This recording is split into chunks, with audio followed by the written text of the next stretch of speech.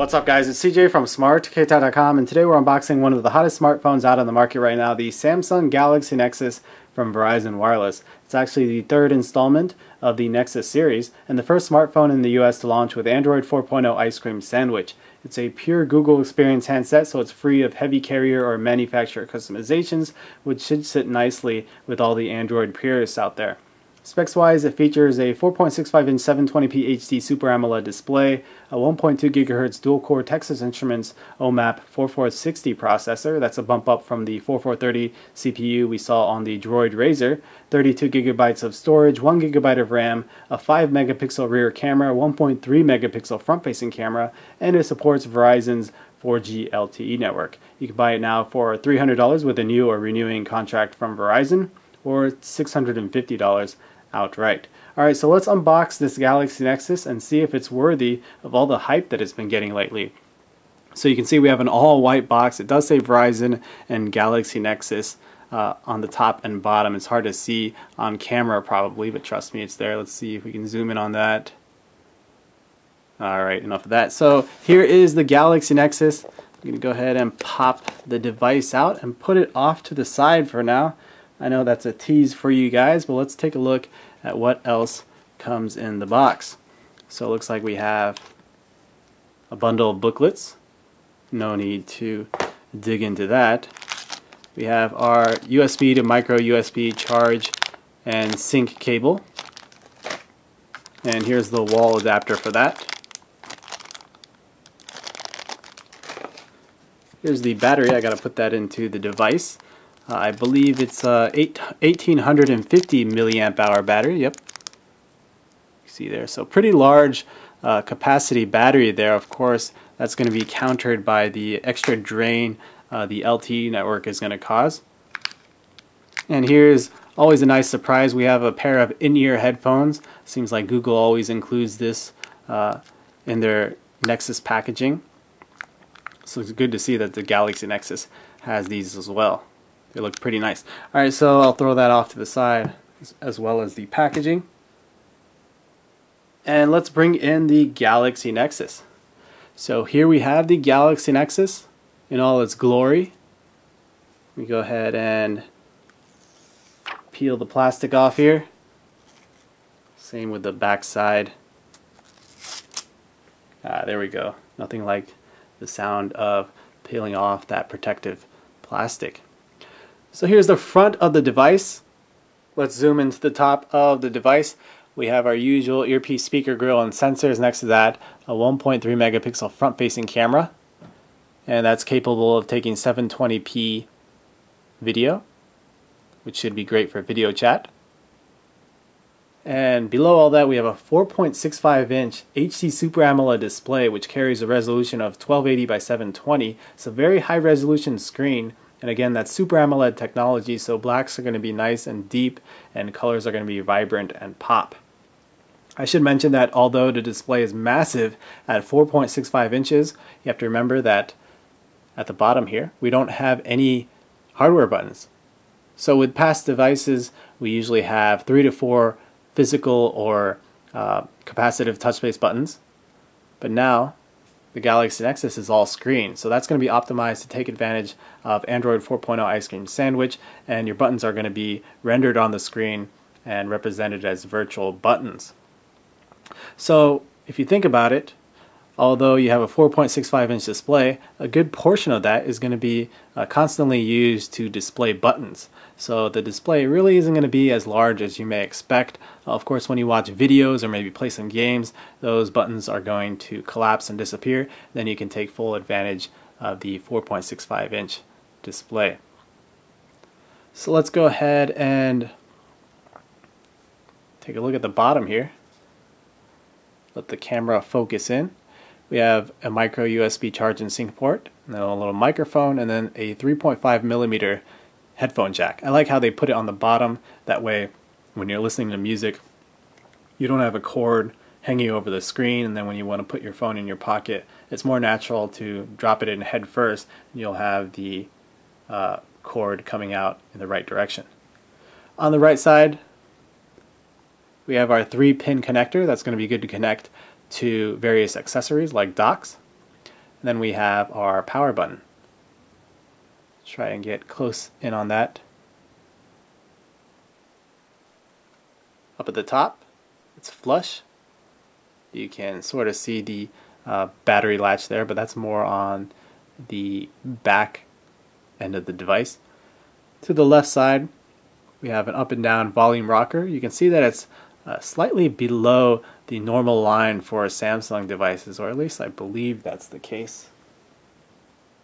Let's actually see the Galaxy S2 here. You can see it's a little bit higher. I'm not sure if that's going to be a problem yet.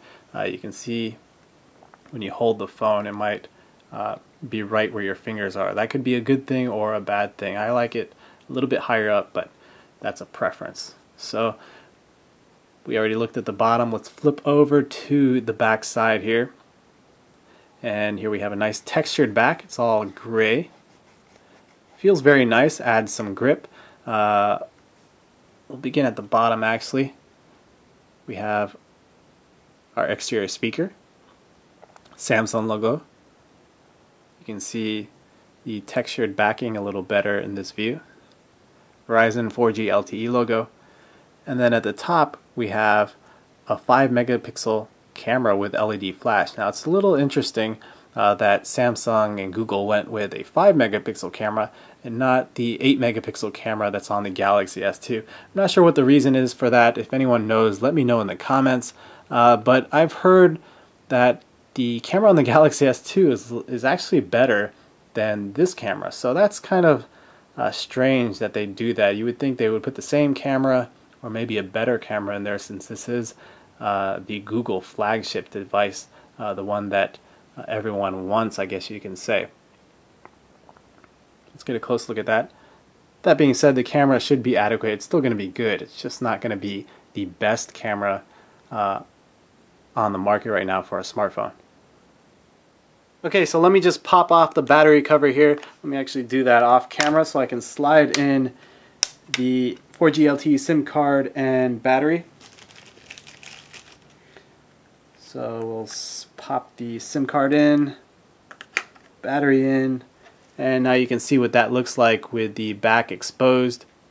You'll notice the LTE SIM card goes there. Here's your 1850 milliamp hour battery. Again, that's a large capacity battery, probably the largest we've seen yet. Of course, you're going to be running on Verizon's 4G LTE network, so that's going to counter the extra capacity there. If you switch to 3G, I imagine that battery life is going to increase a lot.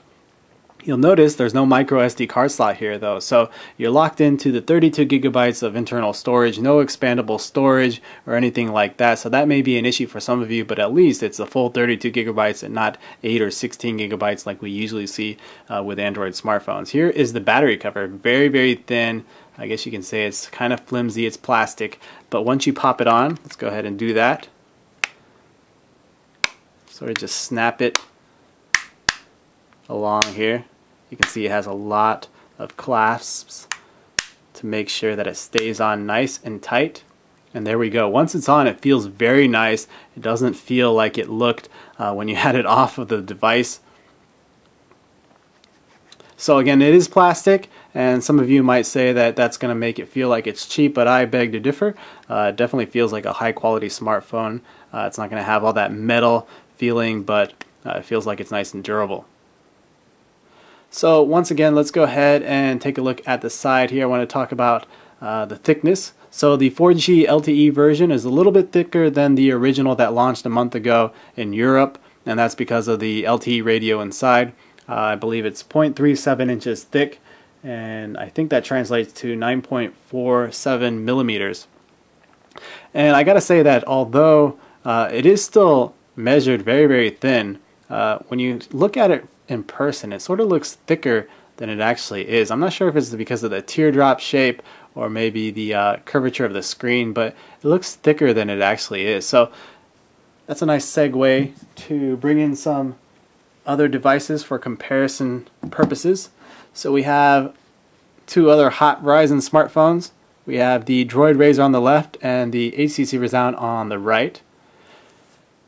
You might be surprised to see that the Droid Razr and the Galaxy Nexus actually are very similar in size. Again, the Droid Razr has a 4.3-inch display and the Galaxy Nexus has a 4.65-inch display, but not having those hardware buttons allows the Galaxy Nexus to stay somewhat the same size as the phone with the smaller screen. And then we have the HD Resound on the right with a 4.3-inch display as well. It's probably the smallest of the bunch when you look at it from the front. But then we flip everything over to the side. We'll begin with the Galaxy Nexus and Resound. You can see the Galaxy Nexus definitely the thinner of the two devices. It almost makes the Resound looks like it's pregnant, but that gives you an idea of how thin the Galaxy Nexus really is compared to some other devices out there. Now, when you compare it to the Droid Razr, obviously the Razr is going to be much thinner at 7.1 millimeters. It's the thinnest smartphone in the world right now, and that'll probably hold its title for another few weeks or so. But that's 7.1 millimeters, so a couple millimeters thinner than the Galaxy Nexus. Let's go ahead and flip the devices over just so you can see what it looks like from that angle as well. Alright. So Verizon's top 3 Android smartphones right now, and I showed you the Galaxy S2 a little bit earlier. This is the Epic 4G Touch, so it has the larger screen, 4.52-inch display, and you can see it's actually a wider smartphone than the Galaxy Nexus, which may be surprising to some of you out there. So it's a little bit wider. Galaxy Nexus is taller, you can see right there. And they're about the same thickness, I would say. And the back's very similar. We have the textured back. I would say that the Galaxy Nexus is actually softer. You can actually make that zippy noise with the Galaxy S2 more. Same camera design. Of course, this has the 8 megapixel camera that's very impressive. 5 megapixels on the Galaxy Nexus. Alright, and lastly, just for giggles, we'll go ahead and put it next to the Evo 3D.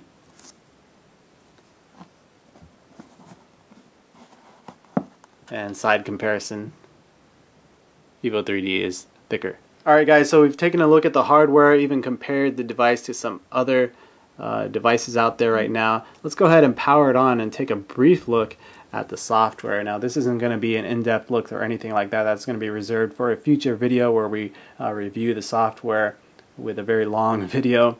But here's the boot screen. Nice look there. And this is actually going to be the first time that I've been able to take some hands-on time with Android 4.0 Ice Cream Sandwich. I know it's been out by unofficial means previously, but this is going to be the first time that I've actually get to use it. So it looks like it's loading up here, finishing up some stuff at the top. Let me just let that finish real quick. We have a new lock screen. You can see we can either slide left to unlock directly to the camera application, or to the right to unlock to our home screens. And it looks like we have 5 home screens to choose from. Here is our notification bar. It looks like I already have a system update, so definitely need to upgrade to that to get rid of any bugs and improve performance. So let's take a quick look here and see what's new in Ice Cream Sandwich. So you can see the bottom dock is more feature rich now. You can actually move stuff around, put whatever application you want in there. We also have some folders. Looks like there's a little tutorial there, so you can easily create folders. Let's go ahead and drop this in there and see what that looks like. Alright, very nice, very polished look there. Let's go ahead and open up the camera application.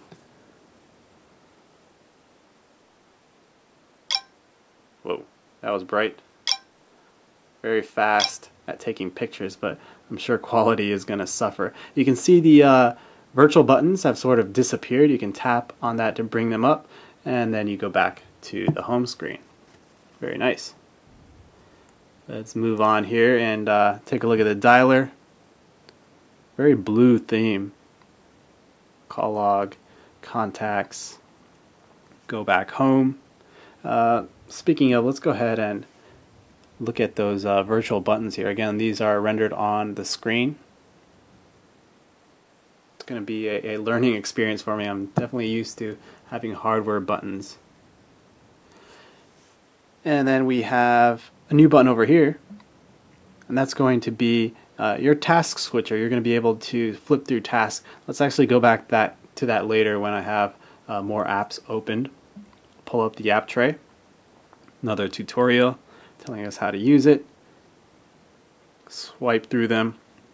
You can see we have our widgets here as well. Nice. Very fast device. And let's go ahead and open a few apps. YouTube. Close that out. How about we go to Google Maps. Close that out as well.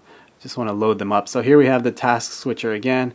So we have more apps loaded up, and a cool thing here is you can actually sort of get rid of them off the screen so you have less clutter. I don't think it actually closes them out completely, but you can get rid of them so you can sort of collapse your list here. Alright. We have the Google search bar up at the top. That's going to be permanently fixed there. Sort of a good thing and a bad thing depending on the person. And let's go ahead and load up the web browser. So we have a new web browser. I'm actually going to go to smartkeitai.com and see how fast it loads on Verizon's 4G LTE network. As you can see, very fast. Scroll around. Let's go ahead and zoom in and out. Smooth pinch to zoom action. You can pinch and pan at the same time.